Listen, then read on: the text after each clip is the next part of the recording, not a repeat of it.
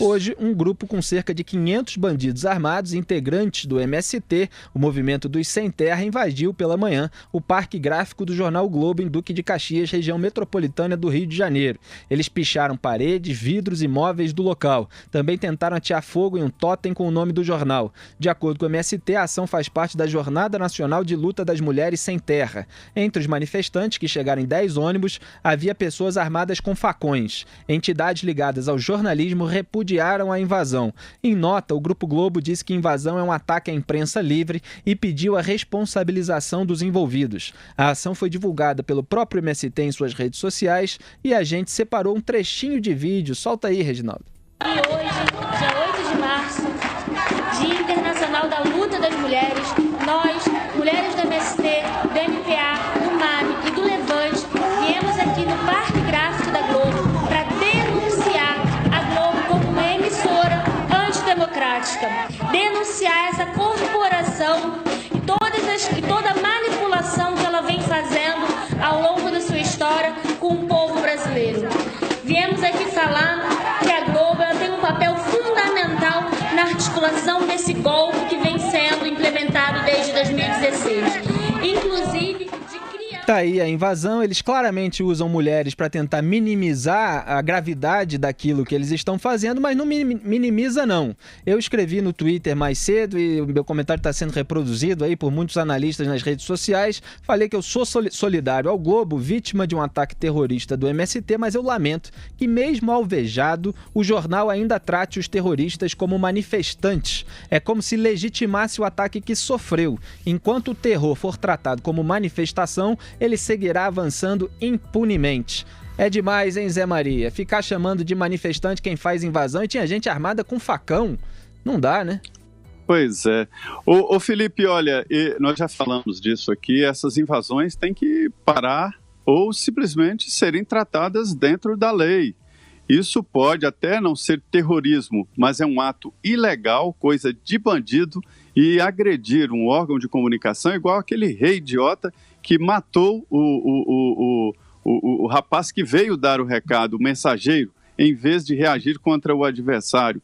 O jornal não faz outra coisa a não ser mostrar a realidade, mostrar as indicações de como estão os caminhos do tempo. E essa invasão, ela especialmente simbólica, que o ex-presidente chama aí de levante, com aquela cara de prazer, isso é vergonhoso. E teve uma repercussão negativa muito forte aqui em Brasília, muito forte mesmo. Até aliados do ex-presidente Lula repudiaram esse tipo de tratamento e pela primeira vez houve aqui um debate de criminalizar esse tipo de invasão, né, que eles chamam de ocupação, levante, nas palavras do ex-presidente Lula. E se isso acontecer, é empurrar de vez esses grupos que não obedecem à lei para a margem da lei, ou para a cadeia ou fugitivos. Isso não pode acontecer, isso não pode continuar. Ocupação. Ocupação é quando você ocupa uma coisa que é sua, que de direito é sua. Exatamente. Duas observações. A primeira é que foi assim que começou, foi um dos sintomas, né, do que estava da doença que estava tomando conta da Alemanha. Um dos sintomas foi a invasão de jornais. Porque a imprensa livre não pode existir, nem no nazismo, caso da Alemanha, nem no comunismo. Nenhum regime autoritário ou totalitário tolera isso. Isso é um ataque... É a primeira vítima, né? A primeira vítima sempre é a verdade, né, que a gente conta. Então, esse é um lembrete importante. Segundo, eles têm que ser tratados como criminosos porque existe o direito de propriedade. Isso é uma exigência constitucional, o respeito a isso. Então, o que espera a polícia para agir? Tá, já tem a intervenção no Rio, lá tem polícia. Não estou dizendo não para mobilizar o exército, nada a ver. Agora, a polícia tem que atacar. Isso aí a polícia precisa parar, né, de agir como se estivesse tratando com lordes ingleses. Aí eles não são. Agora, eu queria fazer uma observação também, que é para o Globo refletir sobre decisões que vem tomando já há algum tempo e que denotam a busca impossível da simpatia popular unânime.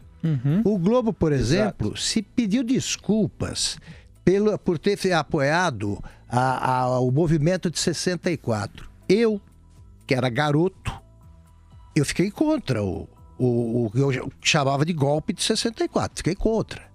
Eu jamais pediria desculpa pelas circunstâncias. Naquela época, era um garoto, eu pensava de uma maneira, etc, etc. Eu não sabia direito como é que era o governo Jango, eu achava que estava defendendo a democracia, quando nenhum lado estava muito interessado em democracia. Havia muitas pessoas sem interesse na democracia e havia outros que queriam mesmo, né, simplesmente voltar à liberdade, restabelecer a democracia tradicional. Agora, o Globo fez isso. E outras publicações estão achando possível você reescrever a tua história e conseguir a simpatia dos que te odeiam deliberadamente, por motivos políticos. O Globo tem que tratar esse pessoal como se trata bandido. É assim que tem que reagir. Se continuar apalpando, a agressividade vai aumentar. Da mesma forma que eles não conseguiram nada do PT e de outras organizações ao reescrever a história do jornal depois que o Roberto Marinho tinha morrido, é bom registrar, e dizer que se arrependem de terem apoiado 64. O Estadão apoiou. Não, a intervenção não, o poder militar. O Estadão apoiou. Não pediu desculpa, não. O Jornal do Brasil apoiou. E não pede desculpa. A história é condicionada pelas circunstâncias ali em que o fato ocorre. Tá certo? Quer dizer, em 1932, ninguém no Estadão, que é o dono desse movimento, não tem nenhuma desculpa a pedir. E o Globo pede. Olha o que acontece. Ô Felipe, houve uma reação oficial aqui da ABERT, que é a Associação Brasileira de Emissoras de Rádio e Televisão, da ANJ, que é a Associação Nacional de Jornais, e essas entidades procuraram aqui entidades políticas e partidos pedindo um apoio e um freio nisso. Isso precisa parar. É a primeira invasão no veículo de comunicação, mas isso não pode se repetir. Lembrando, e Augusto, você sabe, e você também, Felipe, que profissionais que trabalham no Globo e trabalham em outros jornais e outras rádios, eles necessariamente não são do jeito que essas pessoas pensam. Exato. Elas têm ideias, às vezes até aliadas àquelas, mas não podem aprovar uma situação dessa. Tem uma ignorância bruta. Não. Isso é a mesma coisa de entrar na escola e rasgar livros. E olha aqui, Zé, você mencionou as entidades são os chamados sindicatos patronais. Os sindicatos dos trabalhadores que estavam lá, esses não se manifestam. Muito menos o sindicato dos jornalistas. O sindicato dos jornalistas é incapaz de defender um jornal que é onde exercer, em que exercemos. E os filiados estão lá. E os filiados estão lá, correndo perigo. Quem está lá trabalhando corre perigo. Esse povo joga fogo, toca fogo e que se dane. Então, assim... E a ação é consequência da ideia. Então, enquanto não se chamar criminosos pelo nome, vai ser difícil fazer alguma ação para contê-los. Então, você acaba estimulando. Complete aí, Zé Maria. São criminosos que praticam terrorismo, né? Como disse o Zé, não se sabe como qualificar bem isso aí, mas eu qualificaria, Zé, de terrorismo, porque quem estava lá ficou aterrorizado. Claro. Olha, só para concluir, Felipe, mais uma vez a gente vê aqui o divórcio dos sindicatos dos trabalhadores. Por isso é que uma separação muito grande, né? E é preciso mesmo dar uma sacudida. Eu não acredito em acabar, porque eu acho que novas lideranças sindicais com novas ideias terão que aparecer. Agora, essa ideia desse sindicato que está aí não me representa e não representa tantos outros. A gente escuta isso no dia a dia. Como o sindicato não... era para ir lá para a porta do Globo defender os profissionais. Lá é o lugar onde se exerce a função de jornalista. É numa redação. Agora eu entendo que a imprensa tem uma preocupação com a liberdade de imprensa e pense nisso em primeiro lugar. Agora, uma invasão, uma propriedade privada é, em primeiro lugar, um ataque à propriedade privada. É um ataque à liberdade de empreender, é um ataque ao empreendedorismo do Brasil, é um ataque à liberdade de você fazer qualquer coisa fora do Estado. Então é um completo absurdo e, lamentavelmente, o jornalismo, que é vítima dessas pessoas, ainda trata essas pessoas de uma forma afetuosa, praticamente, porque manifestantes é aquele que foi à rua pedir o impeachment do Dilma Rousseff, de Dilma Rousseff, por exemplo, com a camisa verde e amarela, andando na rua, tirando foto com um policial e tal. Famílias que desceram pacificamente para as ruas, não é, Augusto Nunes? Manifestante é quem se manifesta. Agora, quem pratica terrorismo é terrorista. Exatamente. Felipe, eu concordo 100% com você de que invasão em qualquer estabelecimento, né, é horrível. Mas é que a imprensa é um símbolo e não é à toa, né? Não, sim, pode ter o agravante. Eu só estou falando daquilo que vem antes. Eles querem silenciar os que discordam. Ponto. Com certeza. É isso aí que eles querem. Querem silenciar. O sonho deles é suprimir a liberdade de imprensa. E mais um exemplo disso. Hoje cedo o MST também foi até a fábrica da Riachuelo, em Natal, impedir cerca de 7 mil brasileiros de trabalharem. Não conseguiram. As trabalhadoras da fábrica furaram o bloqueio e foram trabalhar mesmo assim. O presidente da Riachuelo, Flávio Rocha, gravou um vídeo falando sobre o tema. Solta aí, Reginaldo. Acabei de ter a notícia que um grupo de vagabundos do MST invadiu a nossa principal unidade de produção lá em Natal.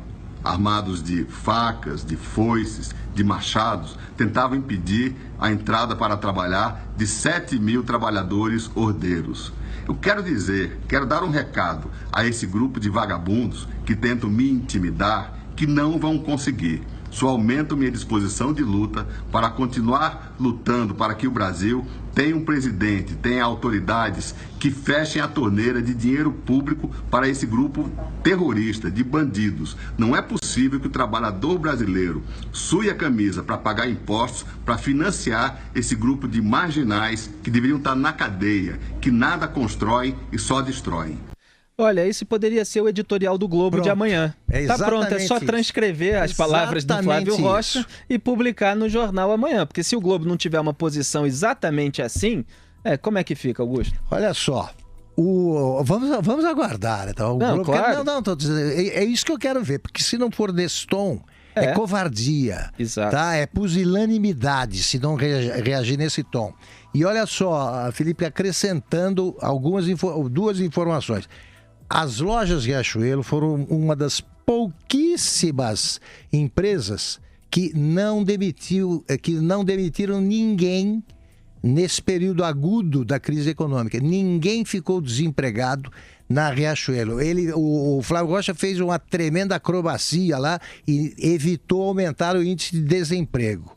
Agora, é a segunda derrota dessa turma lá em Natal pelo seguinte: há pouco tempo a Justiça Trabalhista deu um ganho de causa aos sindicatos contra a Riachuelo. Os próprios trabalhadores fizeram uma manifestação, aí sim, contra o que tinha feito o sindicato e contra a decisão dessa Justiça Trabalhista e continuaram trabalhando normalmente. Eles próprios aí venceram o sindicato.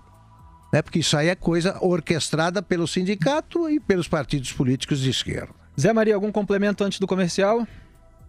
Não, era isso mesmo. Eu acho que isso ficou muito bem discutido e tinha que tomar mesmo um tempo maior aqui no nosso programa, porque é muito simbológico. Grave, muito grave.